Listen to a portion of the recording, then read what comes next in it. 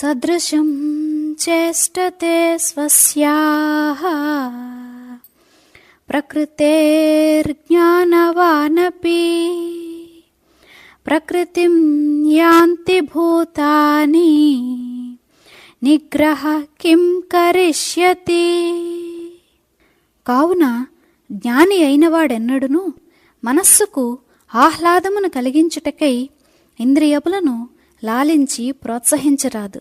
పాముతో ఆడుకొనవచ్చునా, పెద్ద పులితో సాంగత్యము పొసగున, హాలాహల విషమును త్రాగి ఎవడైనా జీవించి దానిని జీర్ణమునర్చుకొనగలడా? వినోదమునకై దేనికైనా నిప్పు ముట్టించి మంట పెద్దదైన పిదప దానిని వశపరుచుకొనుట మన వశమా? ఇదే రీతిని ఇంద్రియములను లాలించి వాటి జాలములో చిక్కుపడటచే చాలా బాధలు తటస్థించును. ఓ అర్జున, వాస్తవముగా నీ శరీరము పరాధీనమైనప్పుడు దీని కొరకై మనము అనేకములకు భోగములను ఏల కలుగచేయవలను? మనము ఎన్నో కష్టములను అనుభవించి దీనికి అనేకములకు విషయములను ఏల సంపాదించి పెట్టవలను? ఆ విషయములతో రాత్రింబవళ్ళు ఏల శరీరమును పోషించుచుండవలను? అన్ని విధములకు కష్టములను అనుభవించి అనేకములకు సంపదలను ఆర్జించి ఈ సంపదను ఆర్జించుటకై స్వధర్మమును కూడా విస్మరించి ఈ శరీరమును ఏల వృద్ధి చేయవలను? ఈ శరీరము పాంచభౌతికము, అంతమున ఇది పంచభూతములందే కలియును. ఎప్పుడీ రీతిని ఈ శరీరము పంచత్వ ప్రాప్తి నొందునో అప్పుడు మనము పడిన ఈ శ్రమ యొక్క ఫలమెచ్చట మిగులును. కావున కేవలము శరీర పోషణమే చేసుకొనట నిశ్చయముగా ఆత్మఘాతమనర్చుటయే. కానవో అర్జున, కేవలము పిండ పోషణమునందు మాత్రమే నీ మనస్సునెన్నడును లగ్నమనర్చుకుము. ఇంద్రియస్యేంద్రియస్యార్థే రాగద్వేషౌ వ్యవస్థితౌ తయోర్నవశమాగచ్చేత్ తౌ హ్యస్య పరిపంధినౌ. సాధారణ దృష్టితో చూచినచో మనము ఇంద్రియములకు వాటి అభిరుచిని అనుసరించి విషయ సుఖములను కలిగించుచున్నచో మనస్సుకు సుఖము కలుగును.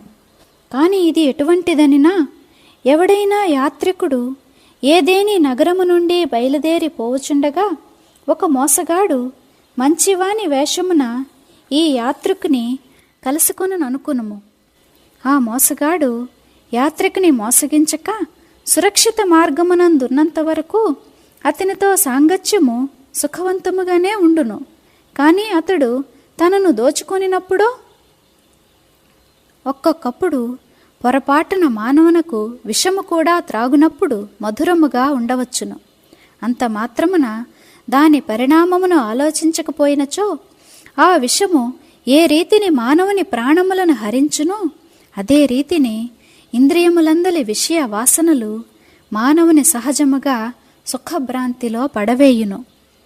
మాంస సహాయమున చేపలను పట్టు గాలము ఏ రీతిని చేపను భ్రమింపచేయునో ఆ చేప గాలము మాంసముచే కప్పియుండబడటచే ఆ మాంసము లోపల తన ప్రాణములను గొనిడి గాలము ఉన్నదని తెలుసుకొనజాలక మోసపోయి ప్రాణములను కోల్పోవచున్నదో అదే రీతిని మానవుడు కూడా ఈ విషయ వాసనల భ్రాంతిలో పడి మోసపోవచున్నాడు. మనస్సున విషయములను ఆశించుటతోడనే మానవుడు క్రోధమునకు వశపడుచున్నాడు.